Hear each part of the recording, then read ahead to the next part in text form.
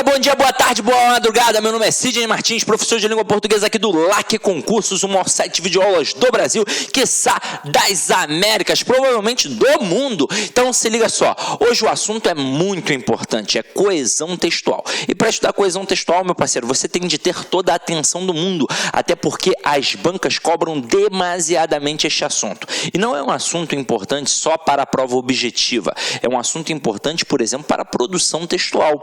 Porque redação e interpretação nada mais são do que a mesma coisa. Essa é a verdade. O que você estuda para interpretar um texto, você estuda para produzir um texto.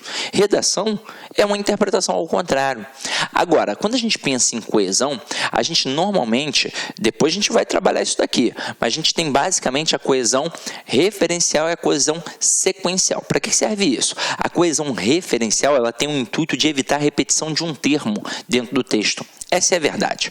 Porque quando a gente está falando na oralidade, a gente pode várias vezes repetir um mesmo termo e ninguém estranha. Agora, quando a gente está escrevendo e repete várias vezes o mesmo termo, a gente demonstra pobreza de vocabulário. Então, o pronome é o elemento primordial para evitar a repetição desse substantivo. Afinal de contas, a gente repete muito substantivo e o pronome ele trabalha em prol do nome, ou seja, em prol do substantivo. E são três pronomes: pronome relativo, pronome demonstrativo e pronome pessoal obliquátono. Sidney, não tem mais nenhum outro elemento que faça coesão referencial? Claro que tem, vários, mas esses três elementos são os principais. Porque eu estou te dizendo agora, para você estudar por fora, para pegar uma gramática, ou então pegar a apostila que a gente tem aí no site, no site de concurso, uma apostila essencial de língua portuguesa, e estudar estes três elementos. Agora, também tem a coesão sequencial. O que é isso? São as sequências das ideias empregadas dentro de um texto. Se tem causa, finalidade, oposição, conclusão, consequência e por aí vai. Então, você precisa entender que tem de estudar pronomes e conjunções. Estudem, vai fazer a diferença, tá? Então, vamos lá. Acompanha aqui comigo, ó. Coesão textual. Um texto é um conjunto de parágrafos formados por conjuntos de frases, formadas por conjuntos de orações, formadas por conjuntos de palavras. Aí uma vez uma aluna foi e falou assim para mim: Sidney, eu confundi aí, não era para ser oração primeiro que a frase, coisa e tal? Claro que não. Vamos lá, vamos entender isso na íntegra.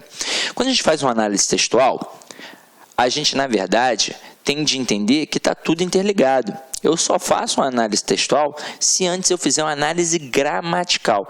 E toda a minha análise começa num camarada chamado morfema. O que é um morfema? O morfema é a menor unidade significativa de uma palavra. Tanto é que eu posso pegar uma palavra e dividi-la em partes menores. Aí eu vou ter ali alguns morfemas, como o radical, como a vogal temática, como as desinências, modo temporais e número pessoais, se for um verbo, como a desinência de gênero, se de repente for um nome. Então eu quero que vocês entendam isso. O primeiro elemento que a gente estuda é o morfema. Aí depois a gente pensa na palavra, depois a gente pensa na função sintática, depois a gente pensa na oração, depois a gente pensa na frase, depois a gente pensa no parágrafo, depois a gente pensa no período, para entender o texto como um todo. Então eu quero que vocês entendam, já de agora, o que é uma frase. Uma frase é qualquer enunciado que possua um sentido completo. Então, se eu entendi, é uma frase. E não precisa obrigatoriamente ter um verbo. Se você está em um hospital, alguém vira para você e faz assim, ó, silêncio. Você entende que é para ficar quieto? É ou não é verdade? Entende. Então aquilo dali é uma frase. Possui um enunciado com um sentido completo. E não tem um verbo. Agora, quando a gente fala de oração, obrigatoriamente tem de ter o verbo. Obrigatoriamente.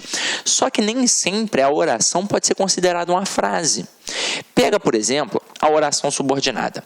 Eu tenho, quando falo de oração subordinada, uma relação de hierarquia. Aí eu tenho uma oração principal aqui em cima e uma oração subordinada aqui embaixo, dependendo da principal para poder fazer sentido. Ou seja, esta oração subordinada jamais vai ser considerada uma frase, porque ela não tem sentido completo.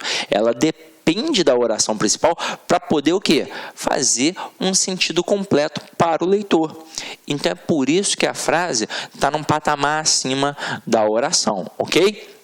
Agora, a conexão entre essas partes de um texto formam a coesão textual. Aí é claro que aqui a gente vai se ater ao texto escrito, porque se a gente parar para pensar em texto, tudo é texto. Texto é tudo aquilo que a gente analisa. Eu sou um texto, você é um texto, o mundo é um texto.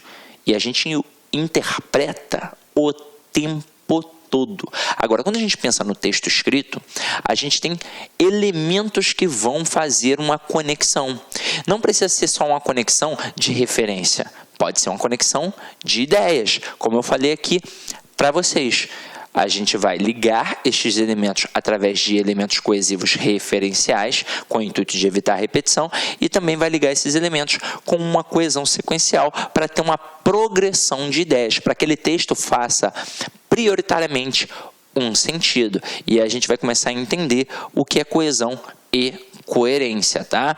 Agora, acompanha aqui comigo. A palavra texto vem do latim testum, que indicava tecido, que significa tecido. Assim, a coesão constitui as conexões entre os fios do tecido ou entre as informações, de modo a garantir que o texto pareça um conjunto harmônico. Detalhe: quando a gente pensa em texto, como nos foi apresentado, é exatamente isso, tá? Não é o joguinho da velha, não, é o tecido. Se você olhar mais de perto a minha blusa ou qualquer tecido, você vai perceber que são entrelaçados fios, linhas, para formar mais ou menos isso daqui. Aí é óbvio que é um conjunto harmônico. Só que cada texto tem o quê? Tem as suas entrelinhas, que na verdade são as inferências que a gente vai fazer em relação àquilo dali, só que depende do quê? Depende do nosso conhecimento de mundo. É para mostrar que o texto ele adquire uma certa autonomia a partir do momento que ele é produzido. Então o autor, ele de repente quis dizer uma coisa, só que aquele texto ele pode ser tão bom que ele pode adquirir outras nuances, através do quê? Do conhecimento de mundo do leitor. É claro que todo texto tem uma intencionalidade discursiva. Então, a ideia primária foi focada através dos olhos do leitor. Só que na hora que eu leio, vai depender se eu tenho bagagem para interpretar aquilo ou não. Vou citar como exemplo o nosso ambiente escolar e clássicos da literatura, como, por exemplo, Machado de Assis, Guimarães Rosa, Clarice Lispector, Altran Dourado e por aí vai. Aí você, quando criança, pegou um livro para ler e detestou. Provavelmente você não tinha maturidade, bagagem para fazer aquele tipo de leitura. Aí depois de um tempo, já na faculdade, você escuta os seus amigos falando, pô, tal livro é bem bacana. Escuta o professor falando, pô, tal livro é muito legal. Aí você pensa, caramba, só eu que detestei? Você detestou talvez porque não tenha lido no momento certo. Porque na hora que você faz uma segunda leitura, agora com a bagagem maior, você, nossa, agora eu entendi, agora eu compreendi. E qualquer tipo de texto é assim, na verdade. Quanto mais eu leio, mais eu absorvo. Perdão. Mais eu aprendo. Então, aí está o segredo para a análise textual, mas está o segredo para a gramática, está o segredo para todas as outras matérias. Se eu quero aprender mais, eu devo repetir cada vez mais e mais aquele conteúdo, tá? Ok? Agora, se liga só. Antes, deixa eu até apagar aqui.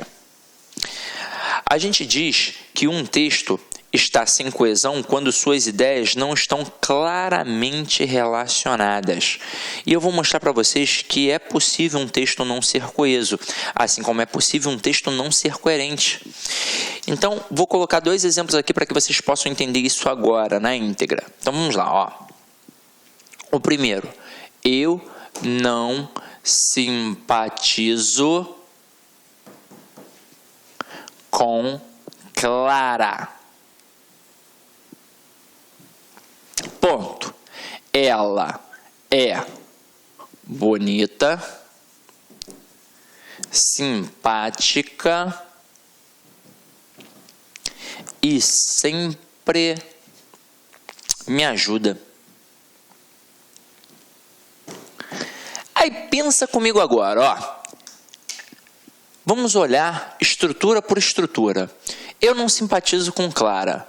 Vamos lá. Quem é que não simpatiza com Clara? Eu. Então eu tenho aqui um sujeito, eu tenho aqui um advérbio, que sintaticamente é uma adjunta adverbial de negação. Eu tenho um verbo que é transitivo direto e indireto, que é transitivo indireto, porque quem simpatiza, simpatiza com alguém, quem não simpatiza, não simpatiza com alguém.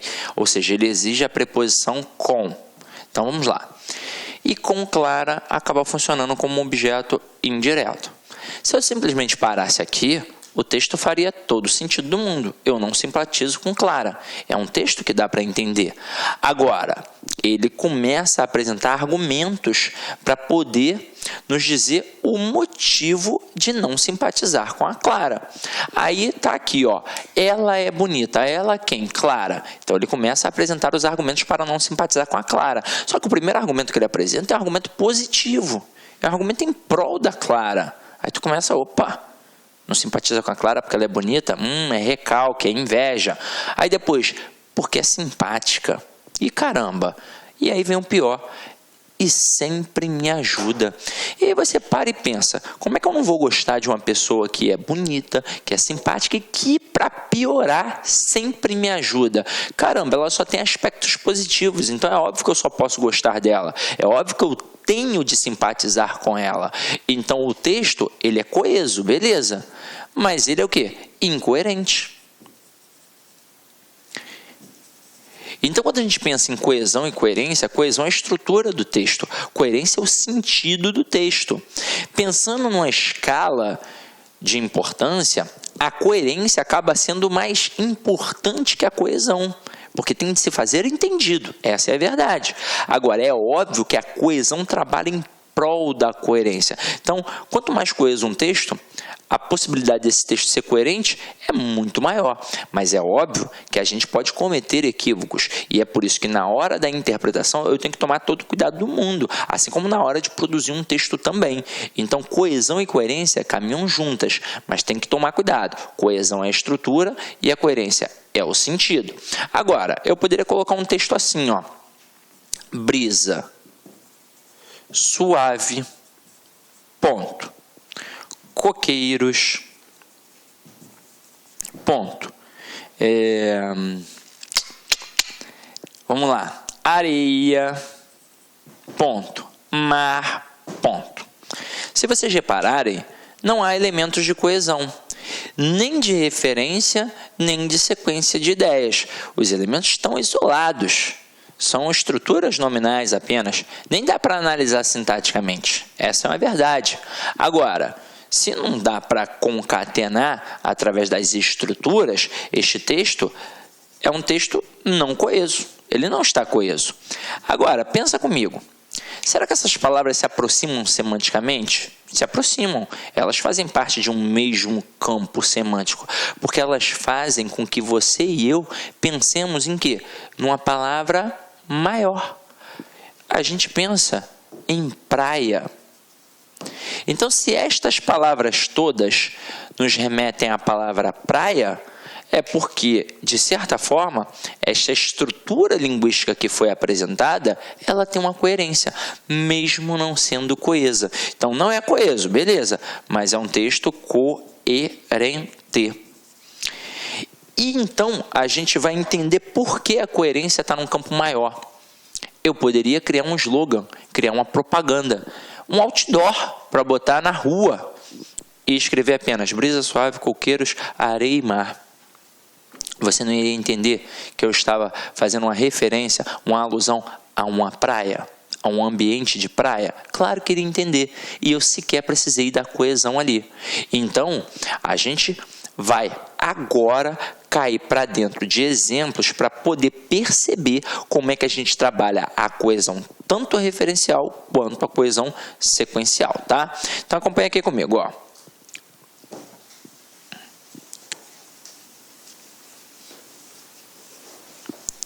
Olha um exemplozinho aqui bacana, ó. Os alunos chegaram cedo. Beleza? Então eu tenho aqui os alunos que funcionam como sujeito, um verbo que é intransitivo e o sido, que é um adjunto adverbial de tempo. Mas em algum momento a gente disse em qual local? Não. Só que aí numa ideia maior a gente pensa assim, os alunos chegaram cedo, chegaram à escola. Ok, vamos lá. Mas isso nem foi relatado. Mas a gente faz uma pressuposição. Então, os alunos chegaram cedo, mas a porta da sala estava fechada. Opa, agora já nos deu elementos para que a gente possa entender que eles chegaram a uma escola, a um curso, alguma coisa assim do tipo. Só que se eles chegaram cedo e a porta estava fechada, a gente parte do pressuposto que era comum acontecer o quê? Era comum a porta estar sempre o quê? Aberta. Mas a porta estava fechada. Então, este mais, ele é uma conjunção adversativa, que indica uma adversidade, que indica uma oposição. Então, vamos lá. Os alunos chegaram cedo, mas a porta estava fechada. E aí, o que eles iriam fazer? Iriam ficar ali parados, de cara com a porta fechada, ou iriam tomar alguma atitude? Eles decidiram tomar uma atitude. Então, vamos lá. Decidiram, então, passar na secretaria. E aí, pensa comigo. Decidiram. Quem decidiu? Os alunos. Então, para evitar a repetição de falar os alunos, então, a gente colocou um verbo. Um verbo. E o verbo fez com que houvesse uma referência ao termo alunos sem sequer repetir. Eu não precisei colocar os alunos decidiram. Bastou colocar decidiram, que a gente percebe que está fazendo a referência a alunos. Decidiram então passar na secretaria. Ou seja, diante daquela situação adversa, incomum para eles, eles concluíram que precisavam fazer alguma coisa. Então, e é por isso que eles colocam a conjunção conclusiva, decidiram passar na secretaria. Só que eles iriam passar na secretaria para quê? Qual era o objetivo? Qual era o intuito? Então, vamos lá. A fim de descobrir o que aconteceu.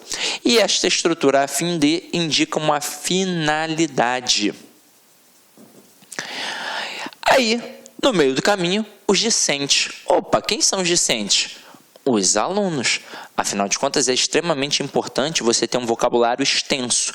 Docente é professor, discente é aluno. Então, os discentes encontraram a diretora, a qual é um pronome relativo que faz referência à diretora, lhes disse que o professor estava doente. E aí pensa comigo, pensa nesse verbo dizer aqui, Quem foi que disse? Foi a diretora. Então a diretora está funcionando como um sujeito. A diretora disse o quê? Ela disse que o professor estava doente, então por isso a porta estava fechada. Olha só. Por isso não teve a aula. Agora, nesse contexto, quem diz alguma coisa a alguém. A quem? A eles.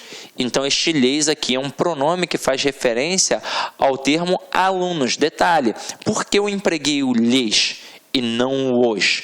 Tem um processo sintático, você já aprendeu isso comigo. O os funciona como objeto direto e o lhes funciona como objeto indireto.